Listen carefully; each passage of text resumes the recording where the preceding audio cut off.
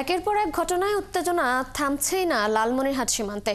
BSF এর অনুপ্রবেশ আতঙ্ক সৃষ্টি করছে সীমান্ত জুড়ে। নিজের জীবন ছাড়াও ফসল নিয়ে দুশ্চিন্তায় সীমান্তের কৃষক। তারা বলছেন, খেতে কাজ করতে গেলেই ধরে নিয়ে যাওয়ার আতঙ্কে থাকেন তারা। তবে সীমান্তে হত্যা বন্ধে নানা পরিকল্পনার কথা জানালেন জেলা প্রশাসক। সাইমুল ইসলাম পাটোয়ারি মিলনের তথ্য ছবিতে প্রতিবেদন।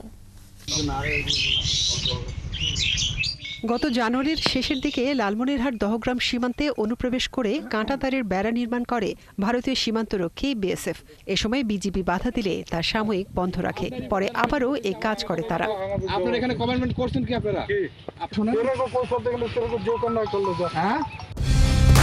কালার এক্সপার্ট, জর্জ স্যাপ এবং মাইল্ড অন হ্যান্ডস টেকনোলজি সমৃদ্ধ অরিক্স ক্রিস্টাল ওয়াশ আপনার লন্ড্রি এক্সপার্ট। আপনি জোর করে করবেন? হ্যাঁ, কেন? আপনি কি বিশৃঙ্খলা সৃষ্টি করতে চাচ্ছেন?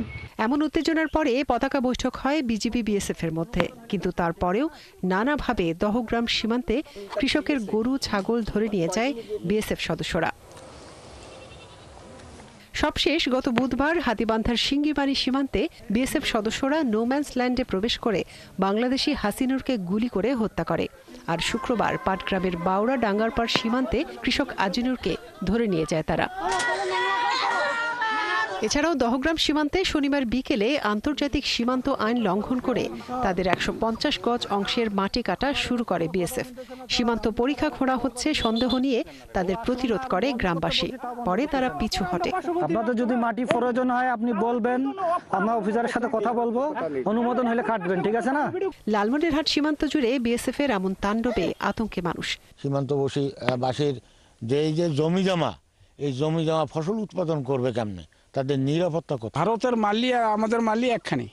আমরা যদি যাই ওখানে দেখলি তো ওনা আমাকে গুলি করতে পারে, এমন একটা নিরাপত্তা আমাকে গুলি করতে পারবে। আমরা তো যাইতে পারছি না ওখানে। কখন যে ইন্ডিয়ান বৃষ্টি আসবি, কখন যে না আসবি, কোন তো ইয়েও নাই, নির্ধারিত নাই। যদি মনে করে আসি যে চাটি বেড়া ভাঙ্গি চুরিতে বেখারি নিয়ে যাইতে পারে। এই অবস্থায় আতঙ্কে না থেকে সতর্ক থাকার পরামর্শ বিজিবির। এ নিয়ে সীমান্ত এলাকায় প্রচারও চালানো হচ্ছে।